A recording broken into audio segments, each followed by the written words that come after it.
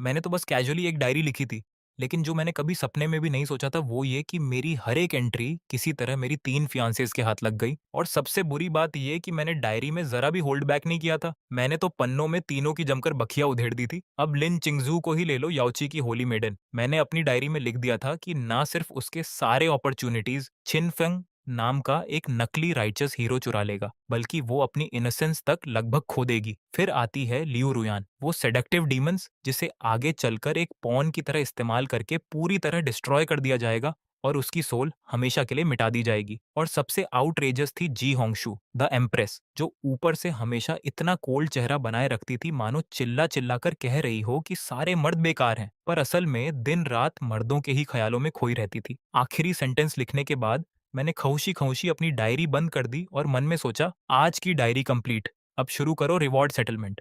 और तभी वो जाना पहचाना सिस्टम वॉइस मेरे दिमाग में गूंजा, कंग्रेचुलेशंस होस्ट, आपको ग्रेट डेव एम्पावरमेंट मिला है और आप सेंट रियलम में एक स्टेज आगे बढ़ गए हैं। ये सुनते ही मैं खुशी से लगभग अपनी कुर्सी से उछल पड़ा। ये फीलिंग अमेजिंग थी। 18 साल की घुटन झेलने के बाद आखिरकार मेरा टेक ऑफ शुरू हो रहा था। मैंने मुस्कुराते हुए कहा, सिस्टम, तू तो बेसिकली मेरा दूसरा माँ बाप है। पर ठीक उसी पल 3 बिल्कुल अलग-अलग जगहों पर मेरी डायरी की हबू कॉपीज अचानक प्रकट हो गईं। याओची होली लैंड के अंदर लिन छिंगज़ू अपने सामने हवा में तैरती उस रहस्यमयी नोटबुक को घूर रही थी। ये क्या है? उसने धीरे से बुदबुदाया। फिर बड़ी सावधानी से उसने स्पिरिचुअल एनर्जी का एक धागा आगे बढ़ाया। ये कंफर्म करने के बाद कि कोई डेंजर नहीं है, उसने डायरी को अपने हाथ में खींचा और खोल दिया और सबसे पहले उसकी नजर मेरी शिकायत पर पड़ी। आज दोपहर वो इरिटेटिंग सेवेंथ एल्डर फिर से मुझे ढूंढते हुए आ गई। बार बार यही रट लगा रही थी कि मैं याओची होली लैंड जाऊं और अपनी फियांसे उस होली मेडन से मिलूं। लिन चिंगजू की खूबसूरत आंखें फैल गईं। ये सू चेन की डायरी है? ये कैसे पॉसिबल है? उसे समझ ही नहीं आ रहा था कि उसकी सीक्रेट कल्टीवेशन ग्राउंड्स के अंदर उस आदमी की प्राइवेट डायरी कैसे आ गई। अपने शौक को दबाते हुए उसने आगे पढ़ा, वो बुढ़िया मुझे पागल कर देगी। अगर वो मेरी दादी की जनरेशन की ना होती तो मैं उसे इतनी जोर से दीवार में दे मारता कि कोई उसे खुरच कर भी अलग ना कर पाता। लिन चिंगजू के ठंडे होंठ हल्के से फड़फड़ाए। सू फैमिली की सेवेंथ एल्डर एक मशहूर सेंट किंग थी, जिसकी बस मौजूदगी से पूरे पूरे इलाके कांप उठते थे। फिर भी सू फैमिली का वो कथित बेकार यंग मास्टर ऐसी बगावती बातें सोचने की हिम्मत कर रहा था। फिर उसने और आगे पढ़ा, अपनी इन सस्ती फियांस की बात करूं तो कोई भी सिंपल नहीं है, पर लगता है इनका दिमाग ठीक से काम नहीं करता। लिन चिंगजू का चेहरा तुरंत तमतमा गया। मेरा दिमाग काम नहीं करता? ठीक है सुचेन, देखते हैं तू मुझे कितना बेवकूफ समझता है। और अगली लाइन पढ़कर वो जम सी गई। रही बात लिन चिंगजू की याओची की होली मेडन, तो वो एब्सोल्युटली स्टनिंग है, एलिगेंट, इमॉर्टल जैसी। खासकर वो लंबी सीधी टांगे, उन्हें एडमायर ना करना तो सरासर बर्बादी होगी। ये पढ़ते ही उसका चेहरा गुस्से से लाल हो गया। ये बेशर्म आदमी अपनी डायरी में मेरे बारे में ऐसे इवैल्यूएट करने की हिम्मत कैसे कर सकता है? पर इससे पहले कि वो खुद को शांत कर पाती, उसने आगे पढ़ा, अफसोस, वो एकदम इनोसेंट है। कुछ ही दिनों में तियान्युअन सीक्रेट रेल में छिन फेंग नाम का एक हिपोक्रेट उसे धोखा देगा। वो बंदा दिन भर मोरालिटी की बातें करता है, पर उसका दिल गंदे ख्यालों से भरा है। वो उसे पूरी तरह बेवकूफे बनाएगा, उसके सारे अपॉर्चुनिटीज चुरा लेगा और उसकी वजह से वो लगभग खुद को खो देगी। वो ब्यूटी विदाउट कॉशन की परफेक्ट मिसाल है। लिन चिंगजू गुस्से से कांप उठी। वो याओची की होली मेडन थी, 10,000 सालों में मुश्किल से दिखने वाली जीनियस। वो भला किसी रैंडम आदमी के हाथों कैसे बेवकूफ बन सकती थी? सू चेन बकवास कर रहा है। एक गहरी सांस लेकर उसने खुद को आगे पढ़ने पर मजबूर किया और तभी उसकी नजर एक और एंट्री पर पड़ी। जिस नॉवल की कहानी मुझे पता है उसके हिसाब से आज रात ब्लैक फीन टावर नाम का एक ग्रुप मुझे मारने के लिए एक असैसिन भेजेगा। वो असैसिन बस सेंट रेल्म का है, बेसिकली एक छोटी सी मछली। सच कहूं तो मेरा तो हिलने का भी मन नहीं है। उसे मारने का मतलब है बॉडी को ठिकाने लगाना, और शायद मेरी वो स्ट्रेंथ भी एक्सपोज हो जाए जिसे मैंने सालों से छुपा रखा है। जैसे ही उसने ब्लैक फीन टावर शब्द पढ़े, उसका दिल जोर से धड़क उठा। अभी कल ही याओची होली लैंड को इंटेलिजेंस मिली थी कि ब्लैक फीन टावर ने इमॉर्टल सू फैमिली के किसी अहम सदस्य को मारने का एक मासिव कॉन्ट्रैक्ट एक्सेप्ट किया है, और वो टारगेट बहुत मुमकिन था कि सूचन ही था। उसके ख्याल गड्डमड होने लगे। अगर डायरी सच हुई तो, अगर सूचन कोई बेकार वेस्ट्रल था ही नहीं तो, अगर वो किसी बड़े मकसद के लिए अपनी असली स्ट्रेंथ छुपाए बैठा कोई पियरलेस जीनियस हुआ तो, तभी अचानक उसे डायरी की एक और लाइन याद आई, मैं इतना पावरफुल हूँ फिर भी मुझे कमजोर होने का नाटक करना पड़ता है। क्या कोई इस दर्द को समझता है? और उसके मन में धीरे धीरे एक अकेले बोझ से दबे जीनियस की छवि बनने लगी। एक ऐसा आदमी जो चुपचाप एक विशाल जिम्मेदारी उठाए हुए है और पूरी दुनिया की गलतफहमियां सह रहा है, और ना जाने क्यों उसके दिल में गिल्ट भरने लगा। ये डायरी सच हो या झूठ, मैं इसे यूं ही इग्नोर नहीं कर सकती। यही सोचकर वो आगे बढ़ी और बादलों के समंदर में गायब हो गई। उधर नाइन नेदर डीमन सेक्ट की गहराइयों में लियू रुयान भी बड़े मजे से डायरी की एक कॉपी पढ़ रही थी। इंटरेस्टिंग, बहुत इंटरेस्टिंग। वो छोटा बेकार सू फैमिली का एयर इतना क्यूट साइड भी रखता है। जब उसने वो लाइन देखी जहां मैंने उसे सेडक्टिव ब्यूटी कहा था, तो वो गुस्सा होने के बजाय शरारत से अपने लाल होंठों पर जीभ फेरने लगी। सेडक्टिव ब्यूटी, मुझे ये डिस्क्रिप्शन पसंद आया। फिर वो अपने फ्यूचर वाले हिस्से पर पहुंची। एक पॉन की तरह इस्तेमाल होकर आखिरकार डिस्ट्रॉय कर दी जाऊंगी, मेरी सोल पूरी तरह मिटा दी जाएगी। उसकी आंखों में एक खतरनाक चमक कौंधी। इस्तेमाल तो सिर्फ मैं करती हूँ दूसरों को, जो मुझे इस्तेमाल कर सके वो अभी पैदा भी नहीं हुआ। फिर भी वो इस बात को नजरअंदाज नहीं कर पाई कि मुझे बहुत से फ्यूचर इवेंट्स पहले से पता लगते थे। आखिर में उसकी नजर उस लास्ट लाइन पर जाकर रुकी जिसमें आज रात ब्लैक फाइन टावर के असासिन के आने की बात थी। उसके चेहरे पर एक ठंडी मुस्कान तैर गई। जिस आदमी में मेरी इंटरेस्ट जगी है उसी को कोई टारगेट करने की हिम्मत कर रहा है, कितनी बड़ी हिम्मत। अरे छोटे आदमी, जब तू खुद इतना आलसी है कि निपटना नहीं चाहता, तो तेरी बिग सिस्टर तेरी हेल्प कर देगी। इसी दौरान उसी रात के आसमान के नीचे ग्रेट सिया डायनेस्टी के इंपीरियल पैलेस के अंदर एम्प्रेस जी होंगशुए भी एक बिल्कुल वैसी ही डायरी को घूर रही थी। वो पहले ही सब कुछ पढ़ चुकी थी। सुचेन एक ऐसा नाम था जिसे वो लगभग भूल चुकी थी। उसकी यादों में वो एक बेकार हेयर से ज्यादा कुछ नहीं था। बड़ा सा टाइटल पर कोई असली काबिलियत नहीं। फिर भी डायरी के कंटेंटस ने उसकी राय बदल दी थी। मेज पर हल्के हल्के उंगलियां थपथपाते हुए उसने अपनी फीनिक्स आंखें सिकोड़ ली। इस डायरी का आना सस्पिशियस है, पर इसके अंदर की इंफॉर्मेशन गढ़ी हुई नहीं लगती। फिर वो उन हिस्सों तक पहुंची जहां मैंने उसके डिसीजंस का मजाक उड़ाया था और उसे मूर्ख कहा था। ये आदमी सच में मेरे चॉइसेस को बेतुका समझता है। वो इंट्रीग्ड हो उठी, आखिर ये छुपा क्या रहा है? और अंत में उसका ध्यान ब्लैक फिन टावर शब्दों पर जाकर टिक गया। क्या ये कोई टेस्ट है? उसके चेहरे पर एक हल्की मुस्कान उभरी। इंटरेस्टिंग, तुम देखना चाहते हो ना, तो चलो मैं तुम्हें दिखाती हूँ कि असली इंपीरियल रैत कैसी होती है। उसने तुरंत एक शैडो गार्ड को बुलाया। मेरा डिक्री पहुंचाओ। शैडो गार्ड कमांडर स्वानिया को हुक्म दो कि वो अभी सू फैमिली पहुंचे। आज रात जो भी बिना इजाजत सू फैमिली के डिवाइन सन पीक के 3 मील के दायरे में घुसेगा, उसे बिना किसी अपवाद के मौत के घाट उतार दिया जाएगा। और ब्लैक फिन टावर की पूरी इन्वेस्टिगेशन करो। मैं जानना चाहती हूँ कि किसने उन्हें मेरी निगरानी में मौजूद किसी को टारगेट करने की हिम्मत दी। और वो शैडो पल भर में गायब हो गया। खिड़की के पास खड़ी जी होंगशुए ने सु फैमिली की दिशा में देखा। सु चैन, अब देखती हूँ तुम सच में असाधारण हो या बस एक फ्रॉड। और जब ये सब कुछ हो रहा था, मैं इन सबसे बिल्कुल अनजान था। मैं तो पहले से ही गहरी नींद में सोया अपनी जिंदगी का सबसे मीठा सपना ले रहा था। पर मेरे घर के बाहर माहौल बेहद लाइवली होता जा रहा था। चांदनी के नीचे लिन चिंगजू एक रूफटॉप पर खड़ी थी। उसका स्पिरिचुअल सेंस चारों ओर फैला हुआ था और वो हर मुमकिन खतरे से गार्ड कर रही थी। लगभग उसी पल पास ही काले धुएं का एक झोंका उठा और लियू रुयन की सेडक्टिव आकृति में बदल गया। उसने लिन चिंगजू को यूं मजे लेकर देखा जैसे कोई दिलचस्प खिलौना देख रही हो। फिर एक और आकृति वहां पहुंची, काले आमर में लिपटी और अपनी ऑरा पूरी तरह छुपाए हुए शैडो गार्ड कमांडर शुआन्या किसी मूर्ति की तरह प्रकट हुई। और बस इसी तरह 3 शक्तिशाली ताकतें मेरे घर को घेर कर खड़ी हो गईं। लियू रुयान मुस्कुराई। अरे ये तो याओची की आइस फेयरी है। आधी रात को मेरे फियांस की छत पे क्या कर रही हो? लिन चिंगसू ने ठंडे स्वर में जवाब दिया। सू चैन, याओची होली लैंड का भावी डॉ पार्टनर है। उसकी सुरक्षा मेरी जिम्मेदारी है। मुझे तुम जैसी डीमन की दखलंदाजी की जरूरत नहीं। लियू रुयन हंस पड़ी। बाप रे, कितना डरावना। पर मुझे तो दखल देने में ही मजा आता है। और वैसे भी उस छोटे आदमी ने अपनी डायरी में तुम्हें इनोसेंट फूल कहा था ना। अगर तुम उसे बचा ना पाई और मजाक बन गई तो। लिन चिंगजू का गुस्सा फिर भड़क उठा। वो डायरी अब उसकी सबसे बड़ी कमजोरी बन चुकी थी। इससे पहले कि दोनों औरतें और आगे बढ़ती, हवा को चीरती एक बेहद हल्की, लगभग नामुमकिन सी आवाज गूंजी। एक काले कपड़ों वाली असैसिन चुपचाप सू फैमिली की डिफेंसेस पार कर गई। वो थी गोस्ट शैडो, ब्लैक फीन टावर की भेजी एक सेंट रेल्म एलीट असैसिन। उसके मन में पूरा सुकून था। ये मशहूर सू फैमिली कुछ खास नहीं है। सू चेन जैसे ऐश करने वाले बेकार को मारना तो बाएं हाथ का खेल है। और वो एक लगभग इनविजिबल शैडो में बदलकर मेरे कमरे की ओर लपकी। पर जैसे ही उसने कोर्टयार्ड में कदम रखा, लियू रुयान ने सबसे पहले वार किया। हाथ की एक लहर के साथ शुद्ध डेविलिश एनर्जी से बना एक विशाल डेमोनिक पंजा घोस्ट शैडो की ओर झपटा। डेमोनिक टेक्निक्स, दफा हो जाओ। लिन चिंगजू ने तुरंत शुद्ध स्वॉर्ड इंटेंट की एक तलवार चीर छोड़ी और ठीक उसी वक्त वो खामोश शुआनया भी आखिरकार हरकत में आई और सीधे असासिन के माथे की ओर एक काली सुई दाग दी। घोस्ट शैडो को पल भर में एक भयानक मौत अपने ऊपर मंडराती महसूस हुई। मैं कौन हूँ?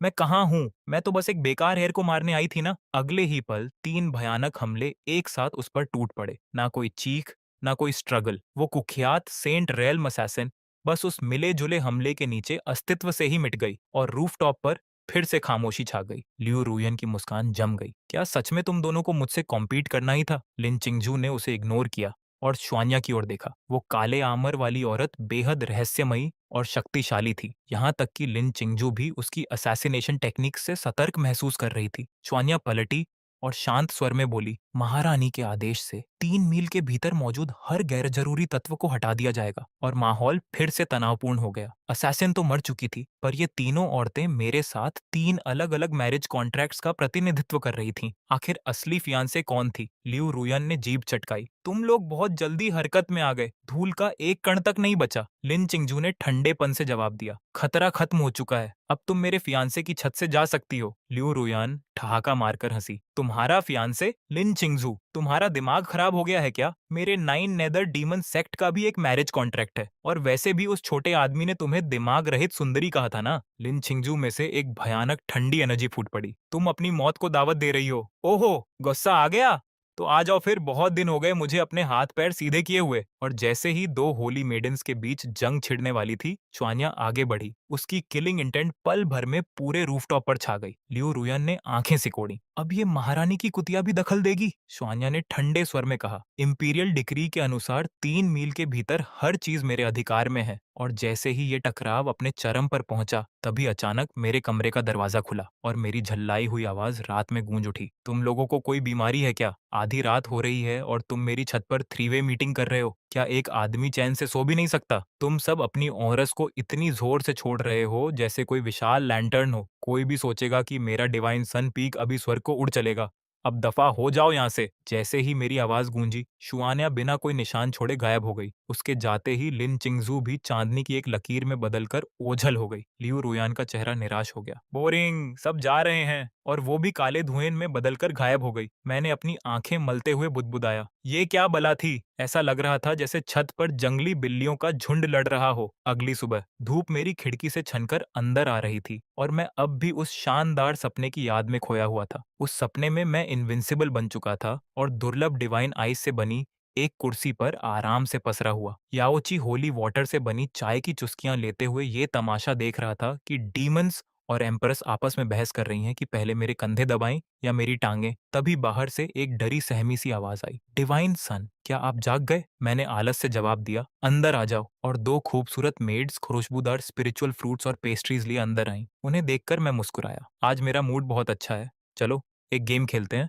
एक मेड ने धीरे से पूछा। डिवाइन सन, कौन सा गेम खेलना चाहते हैं? मैंने अपने स्टोरेज रिंग से ताश की एक गड्डी निकाली, लैंडलॉर्ड पोकर। जो हारेगा उसे मेरे लिए पूरी एक प्लेट पर्पल क्रिस्टल ग्रेप्स छीलनी होंगी। दोनों मेड्स तुरंत शर्मा गईं, पर जैसे ही मैंने ताश फेंट कर एक और जबरदस्त आलसी दिन का मजा लेने की तैयारी की, तभी अचानक स्पिरिचुअल एनर्जी से दरवाजे धड़ाम से उड़ा दिए गए और एक गड़गड़ाती दहाड़ पूरे कमरे में गूंज उठी। सुचैन, कमबख्त छोकरे! मेरा अच्छा भला मूड पल भर में उड़ गया। 7th एल्डर सूची को देखकर मैंने एक ठंडी सांस ली। एल्डर, सुबह सुबह इतना गुस्सा क्यों? रात को एल्डर दादी से झगड़ा हो गया या फिर आपकी कल्टीवेशन बिगड़ गई? सूची गुस्से से थरथराते हुए मेरी ओर उंगली उठाकर बोली, कल रात डिवाइन सन पीक के ऊपर कई शक्तिशाली एक्सपर्ट्स लड़े। उनकी ऑराज भयानक थीं। मुझे लगा किसी असैसिन ने तुझे टारगेट किया है, इसलिए मैं फौरन भागी चली आई। और तू है कि सब कुछ सोता रहा और अब मेड्स के साथ गेम्स खेल रहा है। तुझे जरा भी शर्म है? तेरी वजह से सू फैमिली की इज्जत मिट्टी में मिल रही है। मैंने बिल्कुल कंफ्यूज्ड होकर कंधे उचकाए। शक्तिशाली एक्सपर्ट्स लड़ रहे थे? आप क्या बोल रही हैं? मुझे तो कुछ भी महसूस नहीं हुआ। मैंने 7th एल्डर सूखी की तरफ बिल्कुल बेपरवाही से देखा और कहा, सू फैमिली में आसमान थामने वाले लंबे चौड़े लोगों की कोई कमी नहीं है। हमारे पास अनगिनत एक्सपर्ट्स हैं और परत दर परत प्रोटेक्टिव फॉर्मेशंस बिछी हुई हैं। आखिर हो क्या सकता है? एल्डर, आप बेवजह परेशान हो रहे हैं। सूची ने कांपती उंगलियों से मेरी तरफ इशारा किया। मैं साफ समझ सकता था कि अगर वो मुझसे थोड़ी देर और बात करते रहे तो शायद उनके हजारों साल की कल्टीवेशन खींच के मारे ही ढह जाएगी। एक गहरी सांस लेकर उन्होंने जबरदस्ती बात बदली। याओ ची होली लैंड से खबर आ चुकी है। तुम्हें जल्द से जल्द निकलना है और होली मैडन लिन चिंगजू के साथ तियानायुआन सीक्रेट रियलम में जाना है। ये तुम दोनों के रिश्ते को आगे बढ़ाने का सबसे बेहतरीन मौका है और पूरी दुनिया के सामने खुद को साबित करने का भी तुम्हें जाना ही होगा। ये सुनते ही मैंने आंखें घुमा ली। सीक्रेट रेल्म, दिन भर मारकाट, सुनने में ही थका देने वाला लगता है। इससे तो अच्छा है मैं थोड़ी देर और सो लूं या नए कार्ड गेम के रूल्स सोच लूं, फीलिंग्स डेवलप करूं। मेरा तो अपने बेड के साथ रिश्ता पहले से ही बढ़िया है, मुझे किसी और की जरूरत नहीं। सूची लगभग फट पड़े। कमबख्त छोकरे, क्या तू इस बूढ़े को मौत के घाट उतार कर ही चैन लेगा? मैंने उन्हें हाथ हिलाकर टाला। ठीक है, सुन लिया मैंने। अब मक्खी की तरह भनभनाना बंद कीजिए। हो सकता है जब मेरा मूड अच्छा हो या जब मैं सोते सोते सच में ऊब जाऊं तब जाने के बारे में सोच लूं। तब तक प्लीज निकल जाइए। आप मेड्स के साथ मेरे एलिगेंट आर्टिस्टिक एक्सचेंजेस में खलल डाल रहे हैं। ये कहते हुए मैंने अपने ताश उठाए और उन दोनों घबराई हुई मेड्स की तरफ आंख मारी। चलो आगे खेलते हैं। किसकी बारी थी? सूची मुझे ऐसे घूरने लगे जैसे मैं किसी भी उम्मीद से परे पूरी तरह गया गुजरा केस हूं। आखिरकार वो बेबसी से एक ठंडी सांस भरकर बस इतना बोल पाए, ठीक है, अपना ख्याल रखना। उनके जाते ही मैंने ताश एक तरफ फेंके और अब भी सहमी हुई मेड्स को भी विदा कर दिया। फिर बड़ी महारत से मैंने अपनी लग्जूरियस बीस्ट स्किन डायरी निकाली और लिखना शुरू किया। सुबह सुबह उस बूढ़े फॉसिल से लेक्चर सुनना सच में बुरी किस्मत थी। बूढ़ा बार बार यही रट लगाए जा रहा था कि कल रात डिवाइन सन पीक के ऊपर पावरफुल एक्सपर्ट्स लड़े और पूछ रहा था कि मैं ठीक तो हूँ। अरे मेरे साथ हो भी क्या सकता है? और अगर कुछ हो भी जाता तो वो उसकी प्रॉब्लम थोड़े ही है। हालांकि अब सोचता हूँ तो कल रात छत पर सच में बड़ी रौनकस थी। 3 औरस थीं, एक आइसबर्ग जैसी ठंडी, एक किसी फॉक्स स्पिरिट जैसी सेडक्टिव और आखिरी इतनी काली मानो कढ़ाई का पेंदा हो। जिस तरह की हलचल थी उससे लगता है उन तीनों ने मिलकर किसी बेचारे बदकिस्मत को पल भर में डिलीट कर दिया। मुझे सोचने की भी जरूरत नहीं, ये पक्का मेरी वही 3 सस्ती फरियांस थीं। ऊपर से तो सब ऐसे दिखाती हैं जैसे कोई फर्क नहीं पड़ता, पर इनकी हरकतें हैरानी की हद तक ईमानदार है। औरतें, मैं मुस्कुराते हुए आगे लिखता गया। फिर भी इन्होंने मेरी बहुत सारी झंझट बचा दी, वरना मुझे खरोद ही कचरा साफ करना पड़ता। कितनी माथापच्ची होती। इस लिहाज से देखूं तो ये 3 मैरिज कॉन्ट्रैक्ट्स पूरी तरह बेकार भी नहीं है। कम से कम मुझे 24 घंटे मुफ्त में काम करने वाले 3 टॉप टियर बॉडीगार्ड्स तो मिल ही गए। बुरा नहीं है। शायद अगली बार इन्हें इनाम में एक कमेमोरेटिव बैनर दे दूं और एम्प्लॉइज ऑफ द ईयर का खिताब बख्शिश दूं। यहाँ तक लिखते लिखते मैं अपनी ही डायरी पर हंसने लगा। अगर उन तीनों घमंडी औरतों को कभी पता चल जाए कि उनकी सारी मेहनत मेरी नजरों में बस एक बैनर के बराबर है तो उनके चेहरे कैसे होंगे मैं कल्पना भी नहीं कर सकता। फिर मैंने अपना ध्यान वापस सेवेंथ एल्डर की तरफ मोड़ा। वो बूढ़ा बार बार मुझे लिन चिंगझू के साथ तियान्युन सीक्रेट रेल्म में धकेलने की कोशिश कर रहा है ताकि हमारे बीच फीलिंग्स डेवलप हो जाएं। फीलिंग्स डेवलप होंगी मेरी जूती। मैं उसे जानता तक हूं क्या? उसके चेहरे और उन बेहद लंबी टांगों के अलावा मुझे उसके बारे में कुछ भी नहीं पता। खैर, अब इतना जरूर पता है कि वो भी एकदम इनोसेंट है। ऐसी किसी के साथ सीक्रेट रेल्म में घुसना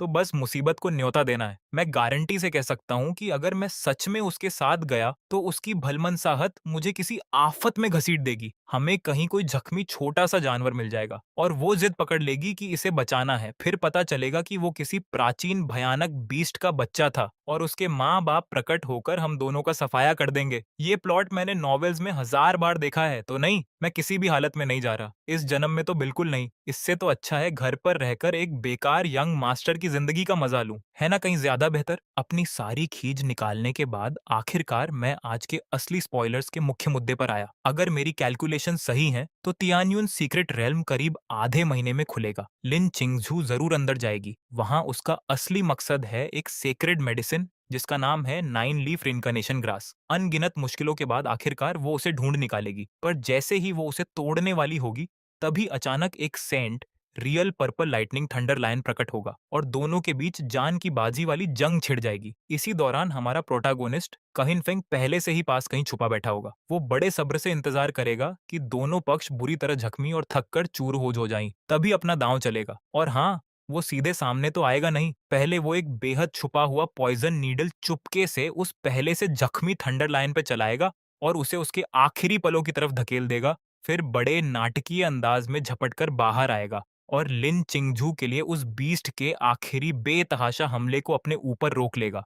सच कहूँ तो ऐसी एक्टिंग स्किल्स के लिए तो इसे ऑस्कर मिलना चाहिए। लिखते-लिखते मैं लगभग हँस ही पड़ा। ज़रा सोचो, एक चोज़न प्रोटैगनिस्ट बिल्कुल ऐन एक सेक्रेड मेडिसिन के पास ही प्रकट हो जाता है। ठीक तभी पहुँचता है जब दोनों पक्ष थक चुके हों और ऐन मौके पर सुंदरी को बचा भी लेता है। भला ये बकवास कौन मानेगा? खैर, शायद लिन चिंगजू मान ले।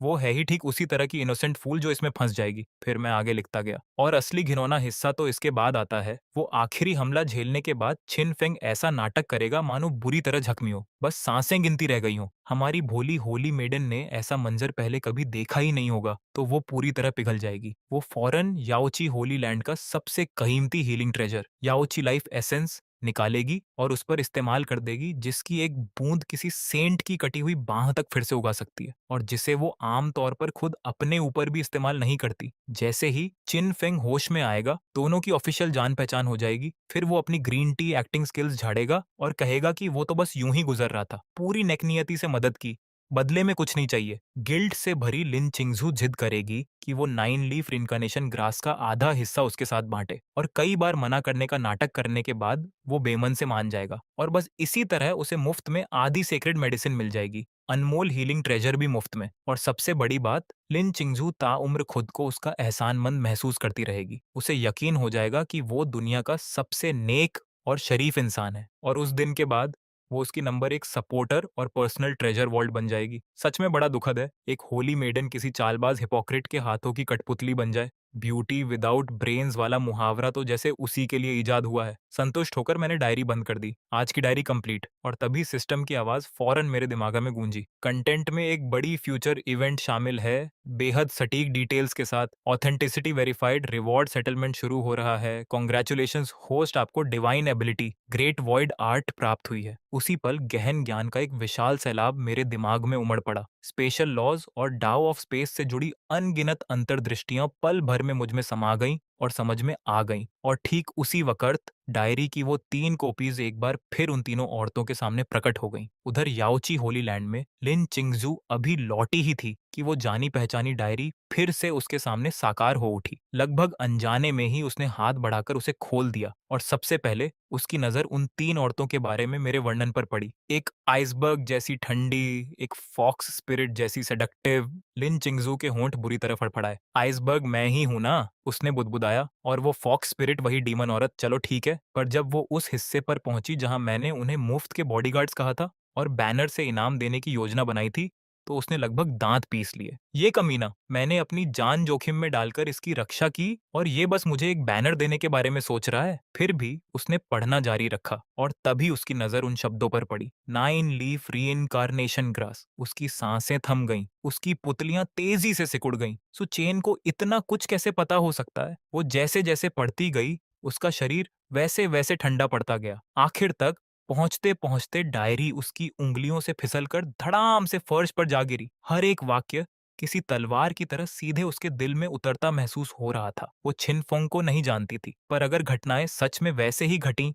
जैसे लिखा था, तो उसे एहसास हुआ कि वो 100% उस जाल में फंसी जाती। एक ठंडा डर उसकी रीढ़च में दौड़ गया। फिर उसके मन में एक और ख्याल उभरा, रुको, अगर सुचेन को इतनी साफ साफ सब कुछ पता है, तो उसने मुझे सीधे क्यों नहीं बताया? क्यों बस डायरी में मेरा मजाक ही उड़ाया? और अचानक उसे लगा जैसे उसने सब कुछ समझ लिया हो। वो मुझे जगाने की कोशिश कर रहा है, वो मेरी पर्सनैलिटी जानता है। अगर वो मुझे सीधे चेतावनी देता तो मैं यकीन ही नहीं करती, शायद उससे और नफरत करने लगती। इसीलिए उसने ताने और मजाक का सहारा लेकर सच्चाई को डायरी के अंदर छुपा दिया। वो टेस्ट कर रहा है कि मैं उसके इरादों को समझ पाती हूँ या नहीं। मुझे इनोसेंट फूल कहना मेरा मजाक उड़ाना नहीं था। वो तो इसलिए क्योंकि उसे फिक्र थी कि मैं काफी सतर्क नहीं हूँ। मुझे ब्यूटी विदाउट ब्रेन्स कहना कोई अपमान नहीं था। वो तो इसलिए क्योंकि उसे डर था कि मैं लोगों पर बहुत जल्दी भरोसा कर लेती हूँ। वो तो शुरू से ही मेरी फिक्र कर रहा था। पल भर में अनगिनत भावनाएं उसके दिल में उमड़ पड़ी, शर्मिंदगी, एहसास, कृतज्ञता और एक हल्की सी मिठास तक। सुचेन के उस आलसी और बेपरवाह बाहरी रूप के नीचे उसने अचानक एक ऐसे आदमी की कल्पना कर ली जो उसकी सुरक्षा की गहरी फिक्र दिल में लिए बैठा है। डायरी उठाकर उसने अभूतपूर्व दृढ़ता के साथ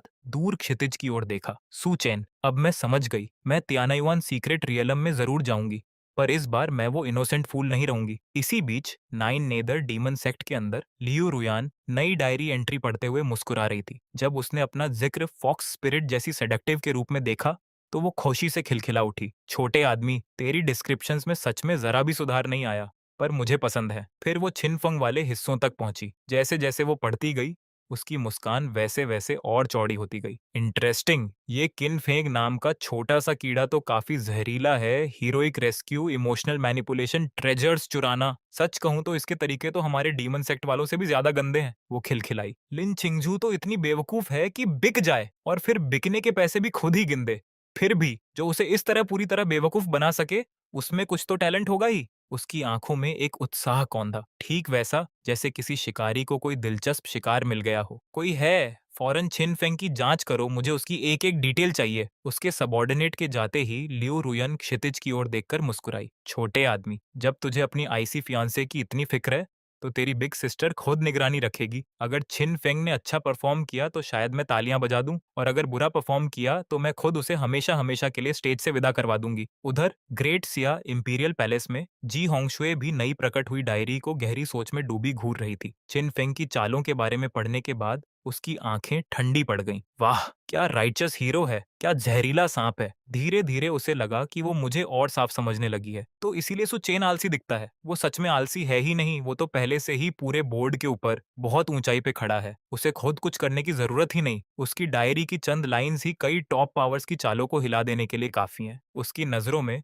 मैं किसी तरह एक छुपे हुए मास्टरमाइंड में बदल चुका था, जो अनदेखे धागों से पूरी दुनिया को नचा रहा हो। हल्के से मुस्कुराते हुए उसने एक बार फिर शुआन्या को बुलाया। क्विन फेंग की पूरी तरह जांच करो, मुझे उसका एक एक राज चाहिए। जब तियानायुआन सीक्रेट रियलम खुले तो खुद उस पर नजर रखना। अगर वो डायरी के मुताबिक हरकत करे तो सबूत इकट्ठा करना, और साथ ही याओची होली लैंड को एक बधाई का तोहफा भेजो। लिन चिंगजू को सोल ब्रेकिंग नीडल्स का एक डिब्बा दे देना। डायरी को धीरे धीरे गायब होते देख जी होंगशु ने आंखें सिकोड़ी। सुचेन, अब देखती हूँ तुम्हारा ये खेल आखिर कितना बड़ा है। और इसी बीच अपनी पैदा की हुई तूफान से पूरी तरह अनजान मैंने खुद को अपने कमरे में बंद कर लिया। ग्रेट वॉइड आर्ट हासिल करने के बाद मेरा इरादा था कि इसे परफेक्शन तक साध लूं। मैंने अपना कमरा दर्जनों साउंड प्रूफिंग और एंटी डिटेक्शन फॉर्मेशन से ढंक दिया और फिर संतोष से सिर हिलाया। अब मेहनत करने का वक्त है, एक और ज्यादा आराम तलब काउच पोटैटो बनने के लिए। मैं सुचैन आखिरकार ग्राइंडिंग शुरू करूंगा। पर जो मुझे नहीं पता था वो ये कि जब मैं अपनी आने वाली आलसी आलसी जिंदगी के लिए खोशी खोशी कल्टीवेशन कर रहा था, तब बाहर की पूरी दुनिया चंद कैजुअल डायरी एंट्रीज की वजह से पहले ही उलट पुलट हो चुकी थी। आखिरकार वो स्लॉटर हाउस खुलने वाला था। असली शो तो अब शुरू ही हो रहा था। इधर लिन चिंगजू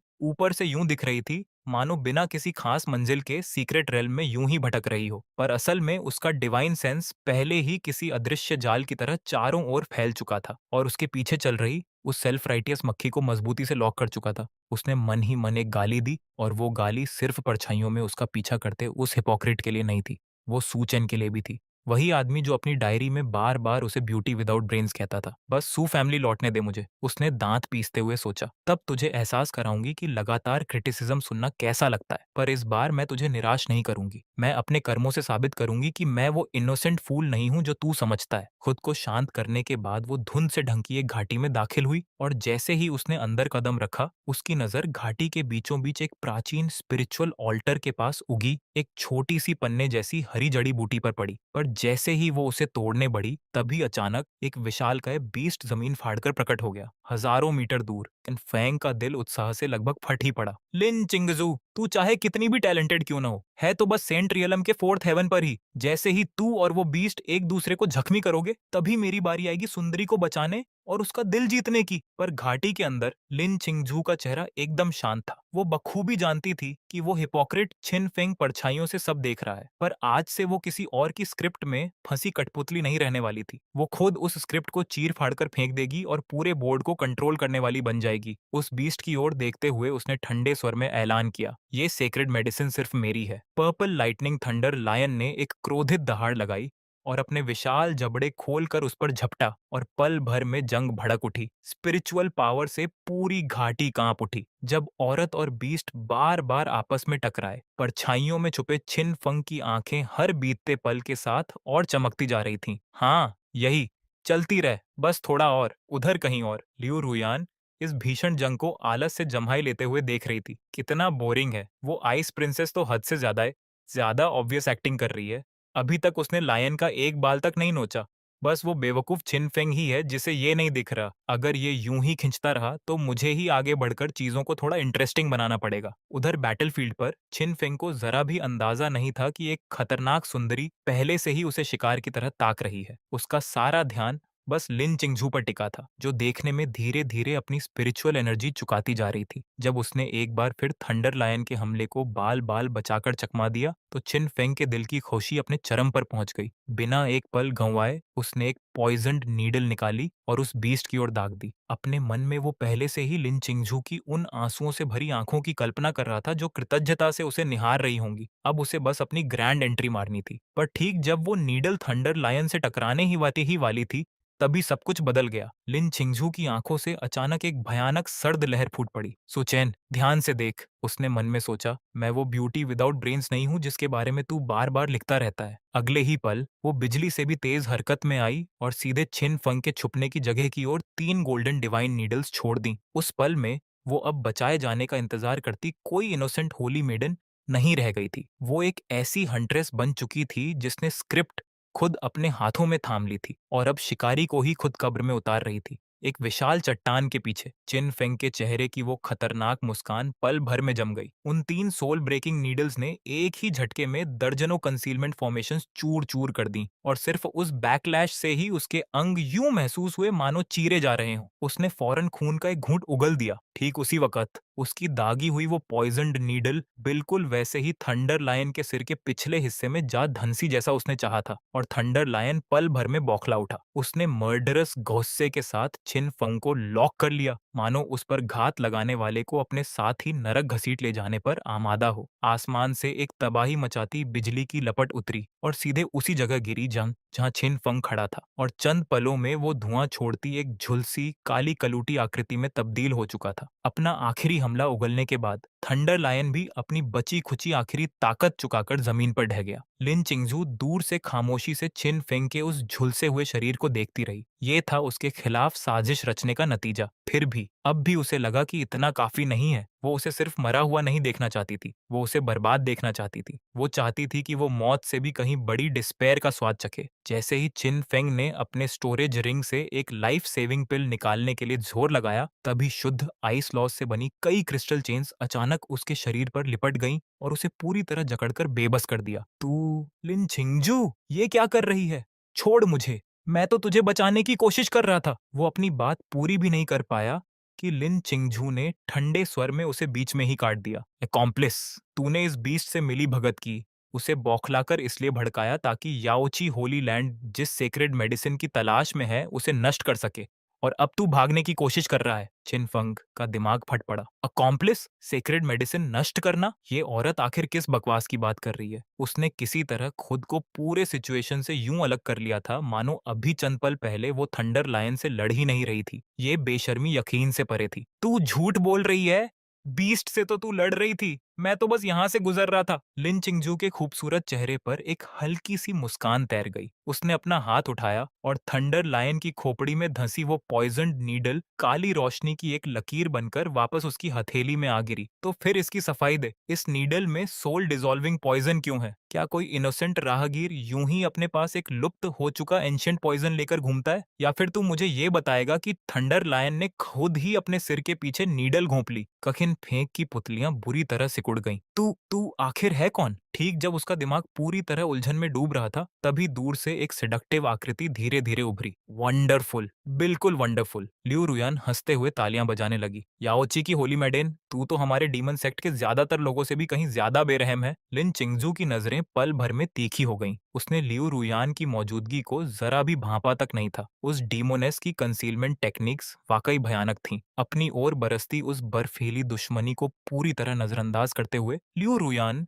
चमकदार मुस्कान के साथ बोली, "तूने आज सच में मेरी आंखें खोल दी। मैंने पूरी दुनिया घूमी है, अनगिनत कातिल और साजिशी देखे हैं, पर तेरी तरह काले को सफेद और सफेद को काला इतनी सफाई से करने वाला मैंने आज तक नहीं देखा। किसी और के चाकू से अपने दुश्मन को मारना, खुद को विक्टिम बना लेना, पूरी नैरेटिव अपने हाथ में रखना। तुझे पक्का यकीन है कि याओची होली लैंड कल्टीवेशन सिखाता है? मुझे तो ये एक्टिंग क्लासेस ज्यादा लगती हैं।" उसका हर एक शब्द सीधे लिन चिंगजू की सबसे नाजुक नस पर जा लगा और तभी अचानक उसके मन में एक भयानक आशंका उभरी। कहीं लियू रुयन ने भी वो डायरी तो नहीं देख ली। जैसे ही ये ख्याल आया, लियू रुयान को देखने का उसका नजरिया पूरी तरह बदल गया। नाइन नेदर सेक्ट की डीमंस लिन चिंगजू ने ठंडे स्वर में कहा, ये याओची होली लैंड का अंदरूनी मामला है, इससे तेरा कोई लेना देना नहीं। अभी यहाँ से निकल जा, वरना आगे जो होगा उसके लिए मुझे दोष मत देना। ये कहते कहते उसकी हथेली में एक आइस लोटस उभर आया जो भयानक ठंडक बिखेर रहा था। लियू रुयान ने नाटकीय अंदाज में अपनी आंखें चौड़ी कर ली। बाप रे,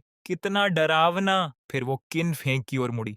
बेचारा, तेरा हीरोइक रेस्क्यू वाला सारा सीन पूरी तरह बिखर गया। ना तो तू सुंदरी का दिल जीत पाया और अब तो लगता है अपनी जान भी गंवाने वाला है। ये कहते हुए उसकी एक उंगली से डेमोनिक एनर्जी का एक लगभग अदृश्य धागा निकला और सीधे चिन फंग के डांटियन में समा गया। उसके मुंह से फौरन एक रोंगटे खड़े कर देने वाली चीख निकल पड़ी। लियू रुयान और जोर से हंस पड़ी। जरा खुद को देख, बिल्कुल किसी खाल उधड़े जंगली कुत्ते जैसा लग रहा है। तुझे देखकर तो रोना आ जाए। काश तूने मेरा साथ चुना होता तो तेरी बिग सिस्टर तुझे एक शानदार जिंदगी की गारंटी देती। छिन फेंग ने अपने दांत इतनी जोर से भींचे कि वो लगभग चूर ही हो गए। तभी अचानक उसने अपने ही एसेंस ब्लड का एक घूंट उगल दिया। वो खून एक जटिल कैरेमिजी सिंबल में बदलकर उसके सामने हवा में तैरने लगा। उसकी आंखें बेइंतहा नफरत से जल उठीं। आज का ये अपमान मैं कभी नहीं भूलूंगा। एक दिन तुम दोनों को इसकी कीमत चुकानी होगी। जैसे ही वो खून के रंग वाला सिंबल प्रकट हुआ, लिन चिंगजू और लियू रुयान दोनों के चेहरे एक साथ गंभीर पड़ गए। इस होली मेडन के सामने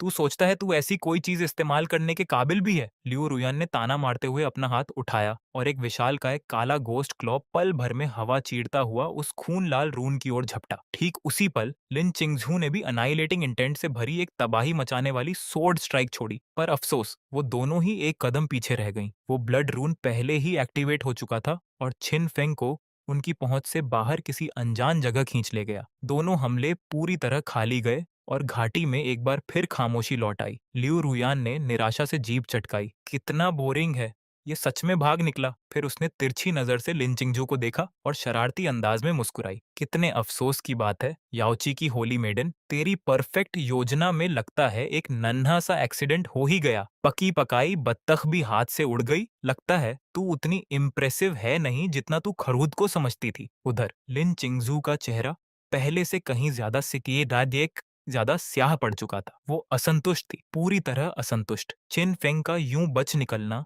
वो अंत नहीं था जो वो चाहती थी। धीरे धीरे उसकी ओर बढ़ते हुए लियू रुयन ने अपनी बाहें बांधी और मुस्कुराई। आइस प्रिंसेस, तेरा शिकार भाग गया। गुस्सा आ रहा है? चाहती है बिग सिस्टर उसे ढूंढ निकालने में तेरी मदद करे? मेरी 10,000 माइल सोल ट्रैकिंग टेक्निक काफी कारगर है। एक बार पकड़ लूं, फिर तू जो चाहे कर लेना। 1000 टुकड़ों में काट देना, उसकी सोल खींच लेना, अनंत काल तक तड़पाना। बस एक बार कह दे और मैं उसे तेरे लिए दबोच कर रखूंगी। लिन चिंगजू की नजर लियू रुयन पर जा टिकी। जैसे जैसे वो उसे परखती गई, वैसे वैसे उसे और यकीन होता गया कि ये डीमोनेस कुछ न कुछ छुपा रही है। लियू रुयन को तो जैसे पूरे सिचुएशन की एक एक डिटेल पता थी। वो एन सही वक्त पर प्रकट हुई थी और अब सू चेन का पीछा छोड़ने को तैयार ही नहीं थी। ये मनोरंजन की तलाश में भटकते किसी डीमन कल्टीवेटर की मामूली उत्सुकता नहीं थी। उसे डायरी के बारे में जरूर पता था। जैसे ही ये ख्याल उभरा, लिन चिंगजू को सू चेन का वो हैरतअंगेज सटीक वर्णन याद आ गया जिसमें उसने लियू रुयन को एक खतरनाक हद तक सेडक्टिव सुंदरी बताया था। अभी जिस तरह लियू रुयन मजे लेकर आग में घी डाल रही थी, उसे देखकर लिन चिंगजू के अंदर एक अजीब सी नामालूम सी चिढ़ पनपने लगी। अपने स्पॉइल्स समेटने के बाद उसने ठंडे स्वर में जवाब दिया,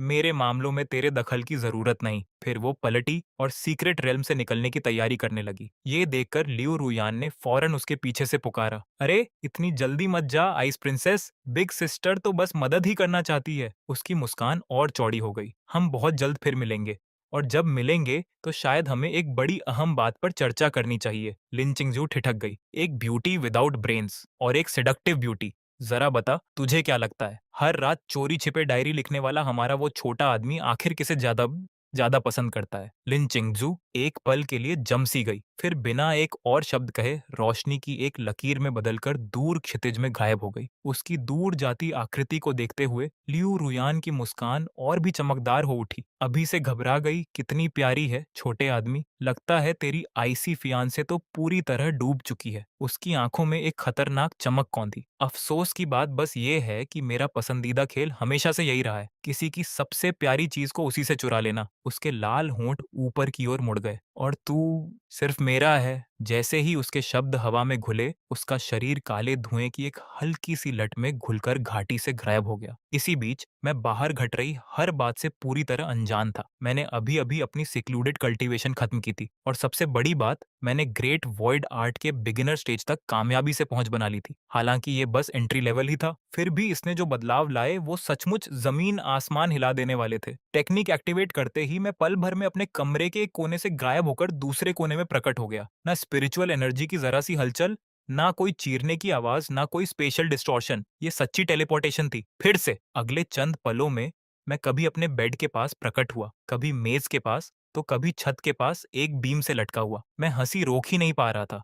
हा हा हा हा हा हा हा, ये ग्रेट वॉइड आर्ट तो सचमुच सिर्फ मेरे ही लिए बना है। मैं साफ महसूस कर सकता था। जब चाहूं मैं सीधे अपने आसपास के वॉइड में घुलकर अपनी मौजूदगी को पूरी तरह मिटा सकता था। यहाँ तक कि कोई सेंट किंग भी अपने डिवाइन सेंस से इंच इंच छानते हुए भी मुझे कभी नहीं ढूंढ पाएगा। और ये तो छोड़ो कि पल भर में हजारों मील का सफर तय कर लेने की काबिलियत तो अलग ही थी। अपने कमरे के बीचों बीच खड़ा मैं पहले से कहीं ज्यादा ज्यादा सेफ महसूस कर रहा था। 18 साल तक छुपते छुपाते रहने के बाद आखिरकार मुझे वो अल्टीमेट एबिलिटी मिल गई थी जिसका हर सतर्क आदमी सपना देखता है। जब जरूरत पड़े तब भाग खड़े होने की ताकत। सच कहूं तो ये तो सेंट रियल में ब्रेक थ्रू करने से भी ज्यादा शानदार फीलिंग थी। मैं अभी उसी खरोशी में डूबा ही था कि तभी बाहर से एक मेड की आवाज आई, डिवाइन सन, होली मेडन लिन चिंगजू आपसे मिलने आई हैं। ये शब्द सुनते ही मेरे दिमाग में डेंजर का एक जबरदस्त एहसास फट पड़ा। मजाक कर रही हो क्या? मैं लगभग उछल ही पड़ा। औरतें मुसीबत होती हैं, और उसमें भी खासकर फियांस। ये जगह अब सेफ नहीं रही। मुझे फौरन गायब होना होगा। पर जाऊं कहाँ? सू फैमिली का बगीचा? बहुत ऑब्वियस है, सेवेंथ एल्डर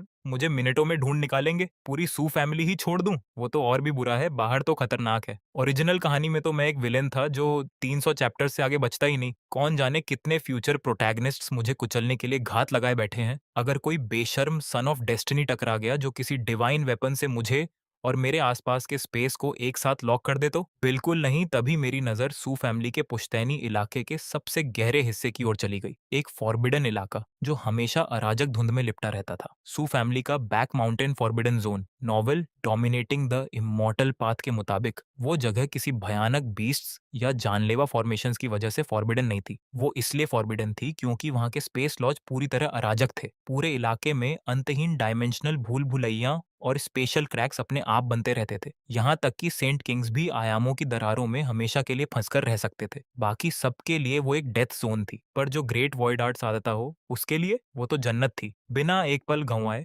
मैंने ग्रेट वॉइड आर्ट एक्टिवेट की और खामोशी से उस फॉरबिडन जोन की ओर बढ़ चला। थोड़ी ही देर में अराजक धुंध का वो विशाल समंदर मेरे सामने आ गया। दूर से ही एक भयानक एंशिएंट ऑरा मुझ पर छा गई। धत, यहाँ का माहौल तो सच में काफी दमदार है। कोई भी इसे देखकर सोचेगा कि अंदर कोई इमॉर्टल ही सील किया गया है। अपनी उंगलियां चटकाते हुए मैं मुस्कुराया। जरा देखते हैं सो फैमिली के पुरखों का बनाया ये प्रोटेक्टिव शेल आखिर कितना मजबूत है। ग्रेट वॉइड आर्ट को उसकी हद तक धकेलते हुए मैंने खुद को स्पेशियल डस्ट के एक बेहद मामूली कण में बदल लिया और सीधे उस अराजक धुंध में गोता लगा दिया जो सेंट्स तक की जान ले सकती थी। इसके बाद जो हुआ वो लगभग शर्मनाक था। जिन जानलेवा फॉर्मेशंस को घुसपैठियों का सफाया कर देना चाहिए था, वो मेरी मौजूदगी तक को भांप नहीं पाई। स्पेशल ऑर्डर की जंजीरें हवा में बेतहाशा नाचती रहीं, बेचैनी से एक ऐसे टारगेट को ढूंढती रहीं जिसे वो लॉक ही नहीं कर पा रही थी। वो भयानक अराजक डेथ एनर्जी बस सीधे मेरे अभौतिक शरीर के आर पार गुजर गई, मेरी आस्तीन का एक कोना तक नहीं छू पाई। मैंने अविश्वास से चारों ओर देखा। बस इतना ही। मुझसे हंसे बिना रहा नहीं गया। पुरखो, आपकी फॉर्मेशंस तो कुछ निराश ही कर रही हैं। उस जमाने में फंडिंग की कमी पड़ गई थी क्या? कंस्ट्रक्शन के वक्त किसी ने घपला कर दिया था क्या?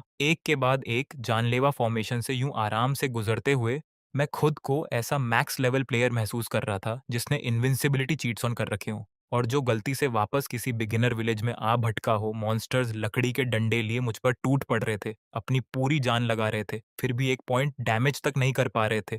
और जैसे जैसे मैं फॉरबिडन जोन में और गहरे बढ़ता गया, सुपरियॉरिटी की वो नशीली फीलिंग मेरे अंदर तेजी से और तेजी से उमड़ती चली गई। प्राचीन ऑल्टर के ऊपर 9 विशालकाय डिवाइन चेन्स 9 अलग अलग डायमेंशन से खींचती चली आ रही थीं, खुद वॉइड को चीरती हुई, और वो एक धड़कते हुए विशाल लाइट के गोले को कसकर जकड़े हुए थीं, जो देखने में हूबहू किसी जिंदा दिल जैसा लग रहा था। उसकी गहराई में भारी और दमघोंटू धड़कनें बार-बार गूंज रही थीं। जैसे ही मेरी नज़र उस पर पड़ी, मेरे रोंगटे खड़े हो गए। ये आखिर क्या बला है? मेरे मुंह से लगभग गाली ही निकल पड़ी। "एक मिनट रुको, ये तो नॉवल में था ही नहीं।" मेरी सर्वाइवल इंस्टिंक्ट्स फौरन जाग उठीं।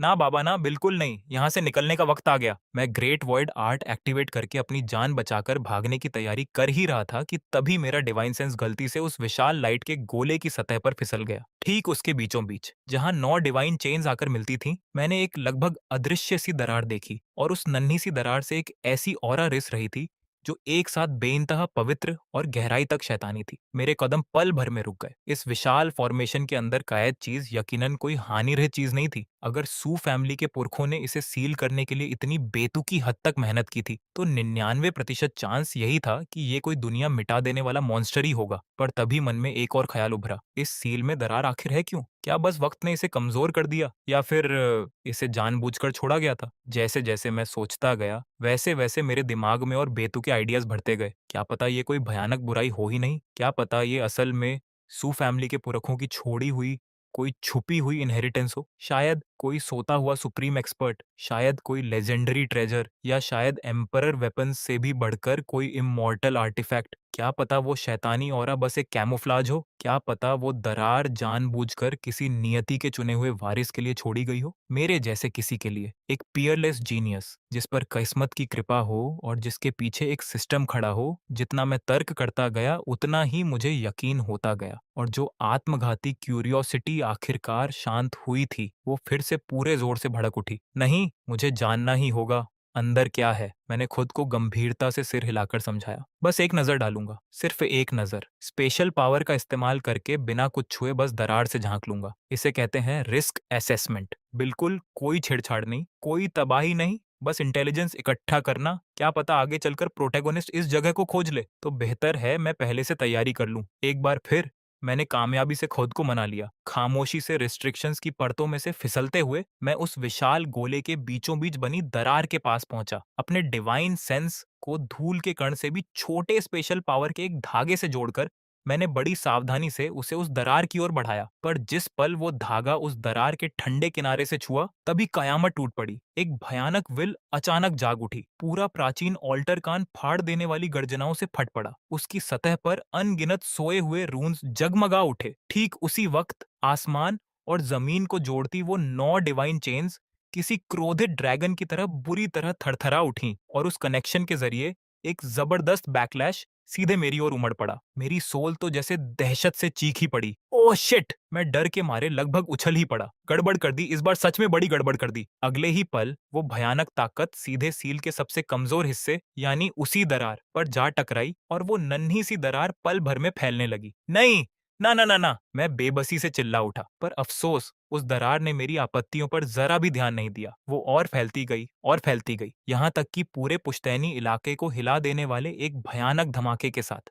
पहली डिवाइन चेन चटक गई, फिर दूसरी, फिर तीसरी, और मेरी दहशत से भरी निगाहों के सामने 9 की 9 चेन्स अनगिनत सुनहरे टुकड़ों में बिखर गईं। वो विशाल लाइट का गोला फट पड़ा, और डिमोनिक एनर्जी का एक ऐसा सैलाब बाहर उमड़ा जिसे बयान करना नामुमकिन था। फॉरबिडन जोन की रक्षा करती वो अराजक धुंध पल भर में निगल ली गई, और चंद ही पलों में सू फैमिली के ऊपर का साफ आसमान पूरी तरह काला पड़ गया। अनगिनत डिसाइपल्स और सेवक उस कुचल देने वाले दबाव के नीचे जमीन पर ढह गए। मेरा चेहरा फक पड़ गया। खत्म, अब तो मैं गया। तभी उमड़ती डेमोनिक एनर्जी के बीचों बीच से एक हंसी गूंजी। 10,000 साल, पूरे 10,000 साल। आखिरकार ये आसन आजाद हो गया। अंधेरे में से एक आकृति धीरे धीरे उभरी। उसने एक गहरी सांस ली और शुद्ध संतोष से मुस्कुराई। आजादी की हवा वाकई कितनी शानदार है। फिर उसकी खरमिजी आंखें मुझ पर आ टिकीं। उसके होंठों से एक शरारती हंसी छूट पड़ी। कितना हैंडसम छोटा आदमी है। तेरी ऑरा इतनी पवित्र है, इतनी साफ कि मन कर रहा है इसे थोड़ा गंदा कर दूं। इससे पहले कि मैं कोई रिएक्ट कर पाता,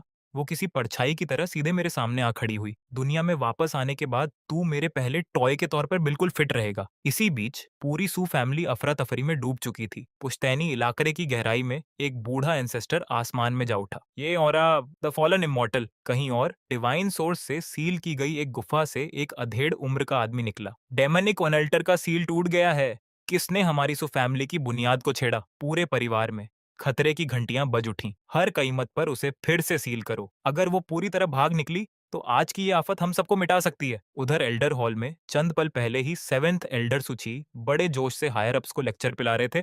जरा देखो अपने आप को, उन्होंने डिवाइन सन पीक की ओर इशारा करते हुए चिल्लाकर कहा। डिवाइन सन 10 दिनों से सिक्लूजन में सोता पड़ा है, पूरे 10 दिन। अगर उसने उस मेहनत का 1% भी कल्टीवेशन में लगाया होता तो अब तक शायद सेंट किंग बन चुका होता। ऐसी नियति को ललकारने वाली टैलेंट सोने में बर्बाद हो रही है। मेरा तो दिल दुखता है। बाकी एल्डर्स बस बेबसी से मुस्कुरा भर सके। तभी अचानक फॉरबिडन जोन से वो डिमोनिक एनर्जी फूट पड़ी। सूची का चेहरा जम गया। काले पड़ते आसमान की ओर देखते हुए उन्होंने वो ऑरा पल भर में पहचान ली। उनका चेहरा मौत की तरह पीला पड़ गया। नामुमकिन, वो सील, द फॉलन इमॉर्टल। उनकी आंखों में निराशा भर गई। सो फैमिली का सर्वनाश हो गया। फिर उनका डिवाइन सेंस फॉरबिडन जोन तक पहुंचा।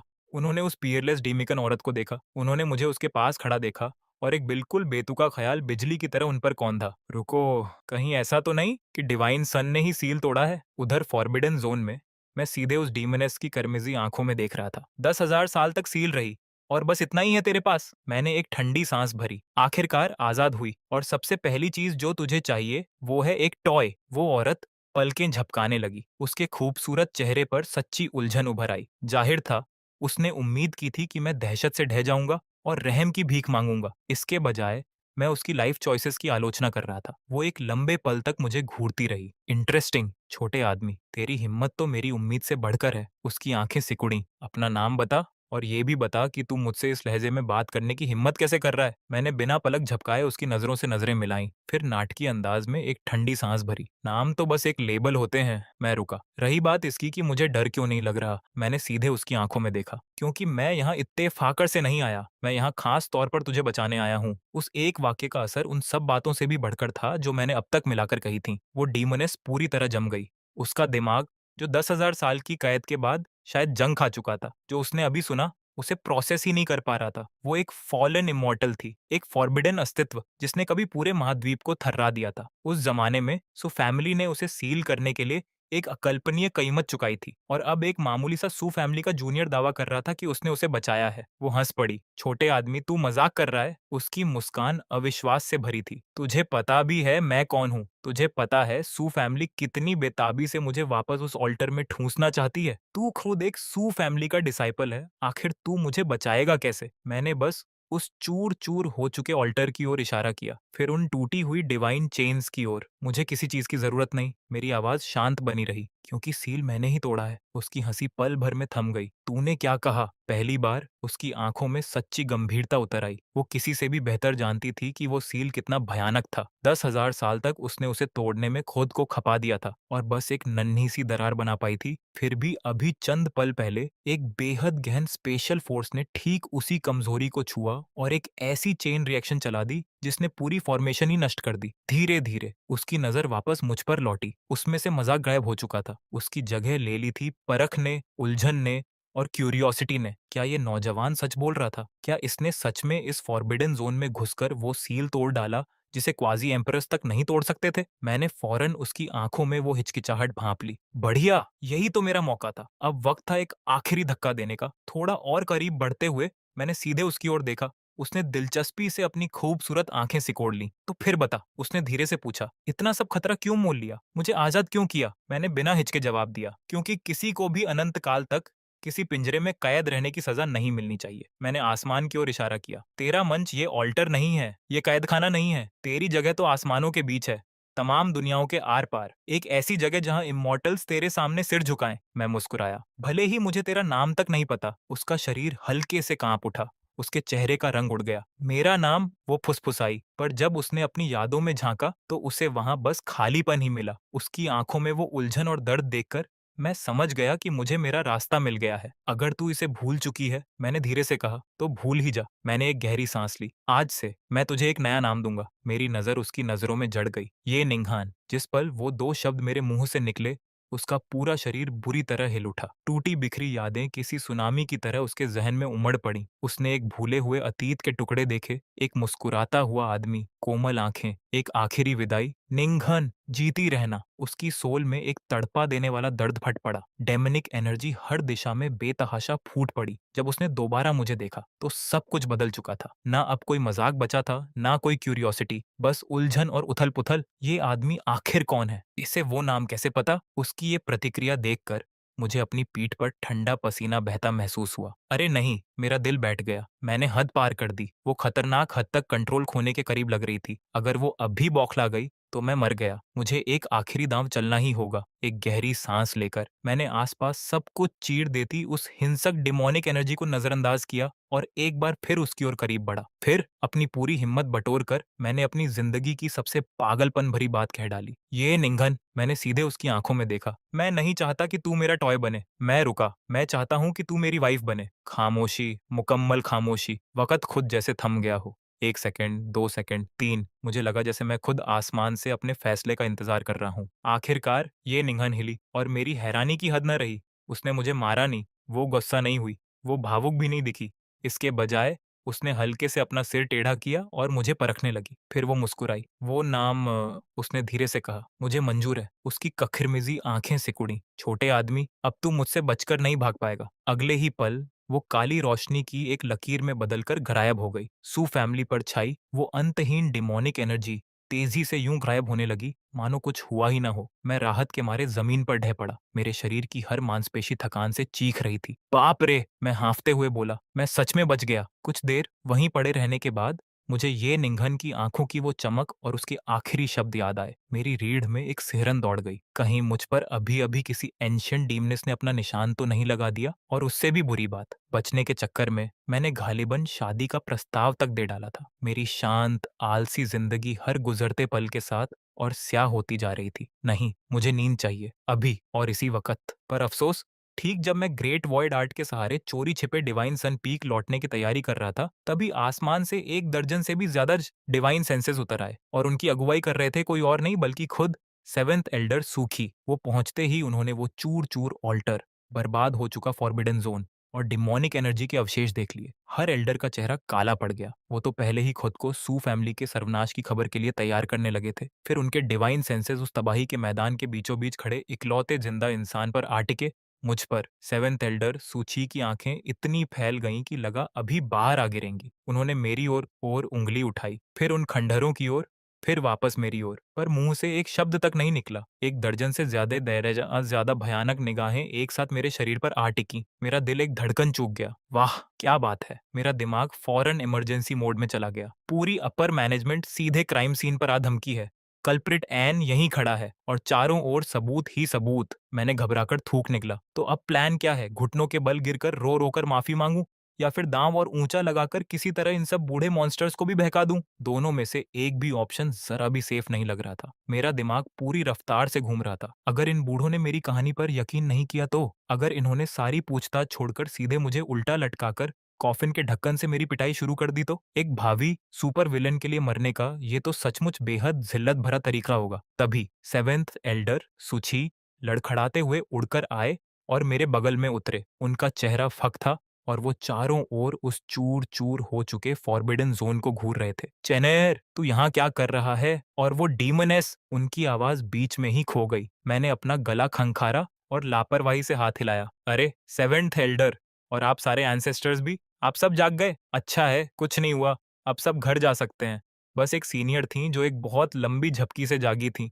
थोड़ी सुबह सुबह वाली चिड़चिड़ाहट थी, बस इतना ही। मैंने प्यार से उनसे बात कर ली और वो वापस सो गई हैं। Crisis solved. अब प्लीज तितर बितर हो जाइए। आप सीनियर के आराम में खलल डाल रहे हैं। सूची की आंखें उनकी कोटरों से लगभग बाहर ही आ गिरी। वापस वापस सो गई? उन्होंने मशीनी अंदाज में दोहराया। चैनर, तुझे जरा भी पता है वो कौन थी? मैंने बेसब्री से उन्हें बीच में ही टोका। अरे वो बस कोई बेचारी ही तो थी जिसे हमारे किसी एंसेस्टर ने 10,000 साल पहले बाहर से उठा लिया था ना। 10,000 साल तक बंद रही तो थोड़ी नाराजगी तो होगी ही। इसमें इतनी बड़ी बात क्या है? आप सब ऐसे क्यों बिहेव कर रहे हैं मानो सू फैमिली का सर्वनाश होने वाला हो? जिस पल ये शब्द मेरे मुंह से निकले, सू फैमिली के एंसेस्टर्स के चेहरे नाटकीय ढंग से बदल गए। हैरानी, अविश्वास, श्रद्धा, डिवाइन सन को तो द फॉलन इमॉर्टल की असली उत्पत्ति तक पता थी। वो जानकारी तो परिवार के सबसे बड़े राजों में से एक थी और उसे न सिर्फ ये पता था, बल्कि वो उसे एक बेचारी इंसान कहकर बुला रहा था। उनकी नजरों में वो एक प्रलय ढाने वाला मॉन्स्टर थी जो पूरे पूरे युग मिटा सकती थी। पर मेरी नजरों में वो बस हमदर्दी के काबिल एक इंसान थी। थर्ड एंसेस्टर सुवंगू को अचानक अपने पूरे बदन में एक सिहरन दौड़ती महसूस हुई। उनकी धुंधली बूढ़ी आंखें चकाचौंध कर देने वाली रोशनी से फूट पड़ी। उनका डिवाइन सेंस बार बार मुझ पर फिरता रहा,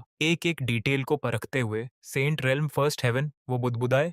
नामुमकिन। आखिर एक मामूली सा सेंट रेल्म कल्टीवेटर उस डिमोनिक एनर्जी के सीधे संपर्क में आकर बिना एक खरोंच के कैसे बच सकता है? वो द फॉलन इमॉर्टल के सामने खड़ा होकर इतने आराम से उसे जाने के लिए कैसे मना सकता है? वो पूरी तरह अछूता कैसे रह सकता है? उसके कपड़ों पर एक शिकन तक न पड़े? सुवांगू के मन में एक भयानक ख्याल आकार लेने लगा। अगर मैंने जो कल्टीवेशन लेवल दिखाया वो नकली हो तो? अगर ये सब बस एक इल्यूजन हो तो? उनकी सांसें भारी होने लगीं और अचानक पिछले 18 सालों में मेरी की हुई हर अजीब हरकत उनके जहन में एक दूसरे से जुड़ने लगी। अगर मुझे कमजोर पड़ते सील का पहले से ही पता था तो? अगर इसीलिए मैंने अरसे बाद पहली बार डिवाइन सन पीक छोड़ा था तो? अगर मैं खास तौर पर इसी फॉरबिडन जोन में घुसा था ताकि आफत फूटने से पहले ही उससे निपट लूं तो? अगर मैंने अकेले द फॉलन इमॉर्टल का सामना किया और ऐसे तरीकों से एक ऐसी तबाही टाल दी जो पूरी सू फैमिली को मिटा सकती थी, जिन्हें इनमें से कोई समझ भी नहीं सकता, तो जितना वो सोचते गए उतना ही उन्हें यकीन होता गया। मेरा वो शांत रवैया घमंड नहीं था, ना ही नादानी, वो तो एक ऊंचा नजरिया था। मेरी नजरों में एक फॉलन इमॉर्टल से निपटना जाहिर तौर पर किसी टूटी हुई बार ठीक करने से ज्यादा झंझट का काम नहीं था। सू वांगू को अपनी सोल कांपती महसूस हुई। हमारी सू फैमिली ने आखिर किस तरह के मॉन्स्टर को जन्म दे दिया है? उनके इर्द गिर्द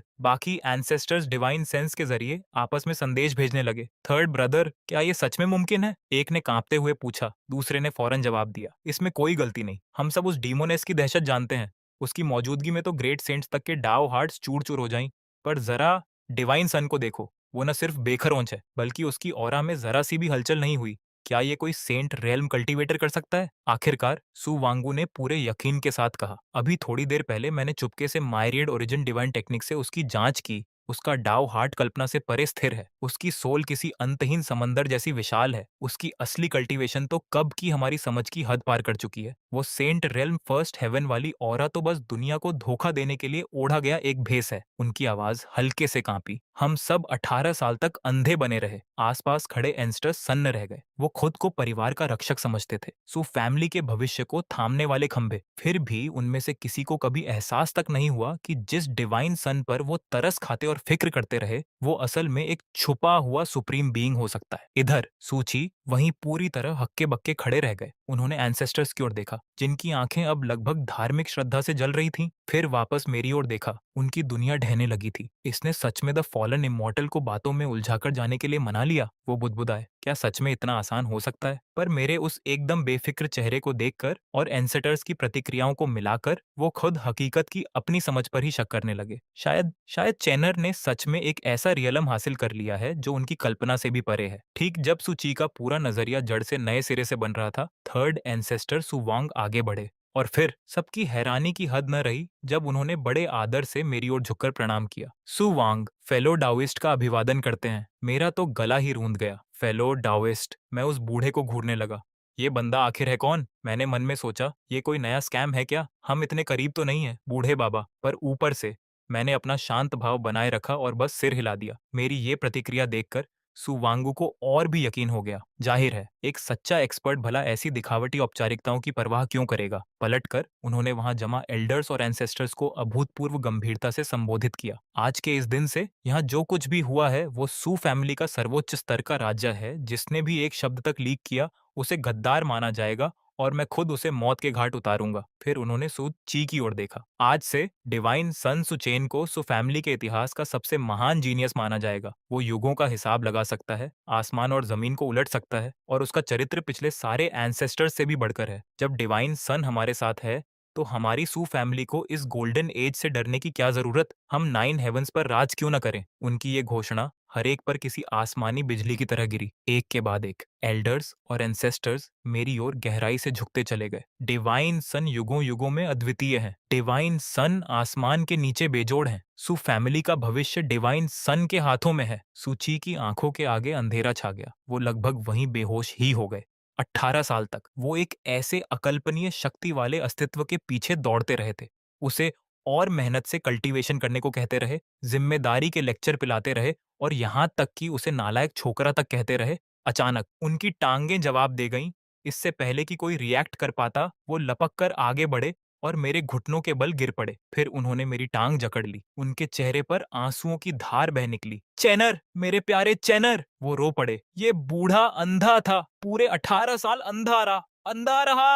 मैं तेरी उस कड़ी मेहनत को समझ ही नहीं पाया। वो नाटकीय अंदाज में सुबकने लगे। तू फिक्र मत कर, आज के इस दिन से जो भी तेरी नींद में खलल डालेगा उसे मुझसे खुद निपटना होगा। और रही बात उस याओची होली मैडन की, वो तेरे काबिल है ही नहीं। मैं अभी जाकर वो एंगेजमेंट रद्द करवाता हूँ। तेरी उपलब्धियां तो एंसेस्ट्रल हॉल में डिवाइन गोल्ड की बनी एक मूर्ति की हकदार हैं, ताकि आने वाली हर पीढ़ी हमेशा तेरी महानता को निहार सके। मेरे रोंगटे झंझना उठे। ये हो क्या रहा है? मैं अपनी टांग से चिपके उस रोते हुए एल्डर को घूरता रहा। कहीं इस बूढ़े को कल्टीवेशन डेविएशन तो नहीं हो गया? और उससे भी बड़ी बात, उनके आंसू और नाक खतरनाक हद तक मेरी पैंट के करीब पहुंच रहे थे। और वो थे कस्टम मेड स्पिरिचुअल सिल्क के रोब्स। वो महंगे थे, बहुत महंगे। ठीक है, मैंने उन्हें खुद से छुड़ाने की कोशिश करते हुए कहा। सेवेंथ एल्डर, प्लीज शांत हो जाइए, थोड़ी तो डिग्निटी रखिए। फिर मैं बाकियों की ओर मुड़ा। एंसेस्टर्स, सेवेंथ एल्डर, आप सबको रिलैक्स होने की जरूरत है। सच में कोई बड़ी बात नहीं थी। मैंने बस देखा कि सील थोड़ा ढीला लग रहा है और सोचा कि अंदर की सीनियर शायद आराम से सो नहीं पा रही होंगी। मैं तो बस पड़ोस की शांति बनाए रखने में मदद करना चाहता था। फिर वो जाग गईं और जिद करने लगीं कि जरा टहलना है। हमने आराम से बात कर ली